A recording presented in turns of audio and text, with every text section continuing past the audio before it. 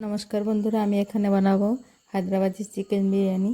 দেখুন কি সুন্দর দারুণ হয়েছে। তার জন্য আমি এবারে মাংসটা 1.5 কেজি মাংস নিয়েছি। মাংসটাকে আমি ম্যারিনেট করে নেব।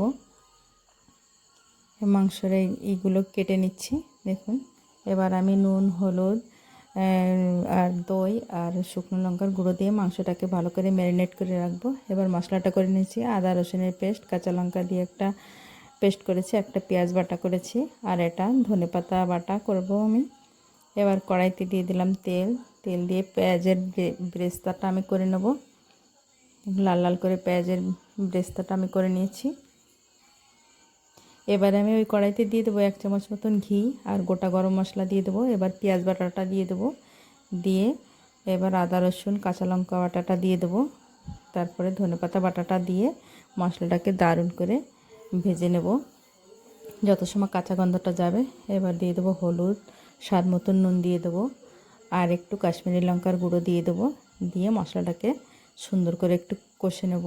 তারপরে ম্যারিনেট করে রাখা চিকেনগুলো আমি দিয়ে দেবো এর ভিতরে।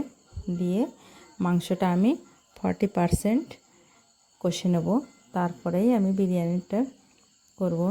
দেখুন আমার মাংসটা হয়ে গেছে, প্রায় 40% গলে গেছে মাংসটা। এবারে একটু গরম মশলার গুঁড়ো দিয়ে দিয়েছি। এবার চালগুলোকে আমি 10 মিনিটের জন্য ভিজিয়ে রেখেছিলাম। এবার ওই গামলাতে দিয়ে দিলাম একটু ঘি আর গোটা গরম মশলা দিয়ে চালগুলো দিয়ে ভালো করে নেড়ে চেড়ে এবার আমি স্বাদ মতো নুন দিয়ে বসিয়ে দেবো জল দিয়ে। ভাতটা হয়ে যাবে আমার, 30% ভাতটা হবে, তারপরেই আমি দমে দেবো বিরিয়ানিটাকে। এখন আমার ভাতটা প্রায় হয়ে আসছে। দেখুন 30% হয়ে গেছে। এবার আমি গামলার ভিতরে দিয়ে দেবো একটু ঘি দিয়ে ভালো করে তেল ব্রাশ করে আমি একটা ভাতের একটা লেয়ার করে দিয়েছি। ওর পরে মাংসটা আরেক লেয়ার করে দেবো। এইভাবে আমি লেয়ারিংটা করছি। দেখুন পেঁয়াজের ব্রেস্তাগুলো দিয়ে দেবো। আর আমি ঘরে এই বিরিয়ানি মশলাটা আমি করেছিলাম, সে মশলাটা দিয়ে দিচ্ছি। একটু ধনেপাতা দিয়ে আমি লেয়ারিংগুলো করে নিয়েছি।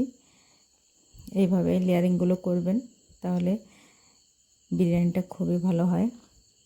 এবার লেয়ারিংগুলো করে আমি একটা তাওয়া দিয়ে দেবো। তার উপরে গামলাটা বসিয়ে আমি দমে রাখবো। দেখুন আমার লেয়ারিংগুলো হয়ে গেছে। এবার এই তাওয়াটা দিয়ে এরপরে আমি ডেকচিটা বসিয়ে দেবো। তারপরে একটা পাথর চাপা দিয়ে আমি এটাকে দম করে নিয়েছি। দেখুন আমার বিরিয়ানিটা কি দারুণ হয়েছে।